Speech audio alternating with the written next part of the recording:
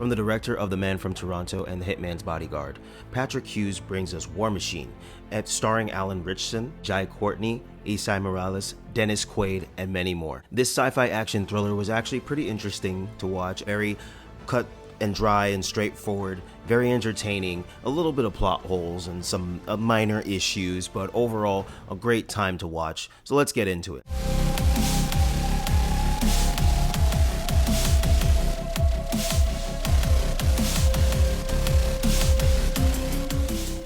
So the basic synopsis of this film is there are a bunch of new Army Ranger recruits, and one of them is Alan Ritchson, who is 81. He goes through something very traumatic in the beginning of the film, and he vows to continue what he previously said to someone in the beginning that he wanted to do and follow through with stuff to honor this person. He joins this and he wants to make sure that he crosses the finish line, is what he continues to say. While training, number 7, who's played by Stephen James, realizes there's something about Alan Ritchson's character, number 81, and he and him kind of bond just a little bit, and it turns out that he knew somebody that he also knew, who was his brother, Courtney, who plays the squad leader in this film. They are tasked by their commanding officers, who are Esai Morales, who plays Torres, and Dennis Quaid, who plays Sheridan. They are tasked with going to this area and either using explosives or defending themselves, or it's just a training exercise. That's all it is. Along the way, number 15, who is Blake Richardson, he's a little bit of a troublemaker and a little bit of a loud person, so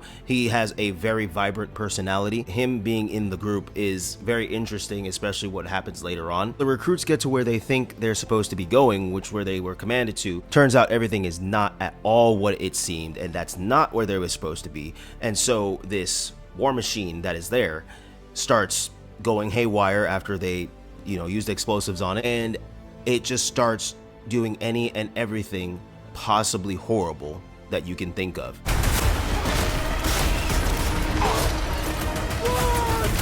By the time 81 and others realize what's happening, it's way too late. There's already people lost. So these recruits are being chased by what seems to be this alien technology, and it is a very sincerely powerful piece of technology and almost indestructible. It takes out majority of the people that have went out there, the recruits that went out there this entire time.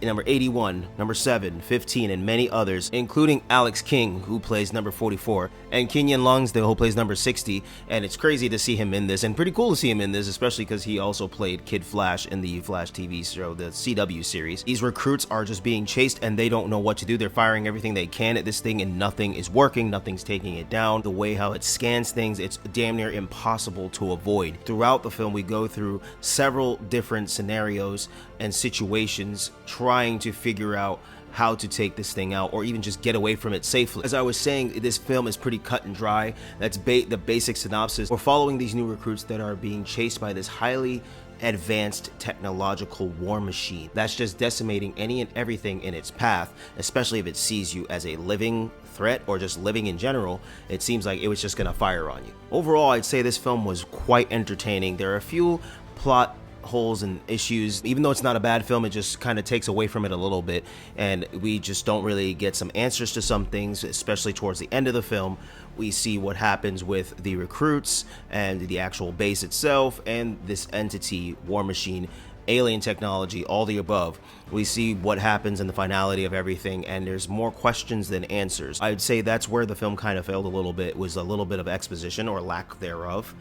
But the entertainment factor, as I said, really good. The acting was absolutely great. I mean, Alan Ritchson always knows the assignment and brings it. So does Kenyon Lonsdale and Alex King, Esai Morales, Dennis Quaid. All of these people, they really brought it, and I believe their roles. I was hooked in, and it's just action right off the bat, which is always a great plus, especially with a movie like this. But I feel like some things could have been fleshed out a little more. There just seemed to be like a little bit of a lacking with like, okay, well, where did this thing come from, or how can we study this, or what is really happening, what else is happening while this is going on with these recruits, and how is anyone and everyone trying to satisfy the situation. And then we get a little bit of those answers later on in the film closer to the end, but even so, there still leaves a lot to be desired. But as a Netflix sci-fi action thriller flick, I mean, 2 thumbs up.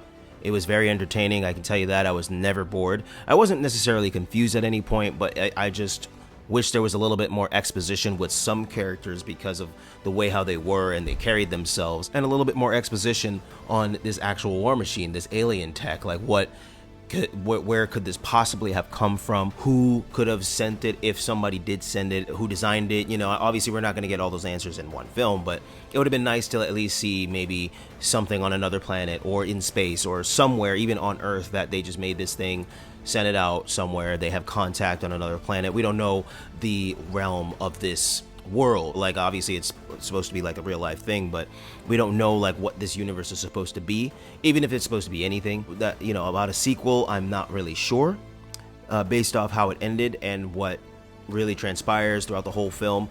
I would like to see a little bit more. I would like for things to be explained a little bit more and we get more into some lore and different fantasy things. That'd be really cool, but I guess we shall see. So thank you guys for joining me this review, much appreciated. You know the drill. Like button, subscribe button, and please leave a comment down below. Thanks again for watching, guys. Until the next one.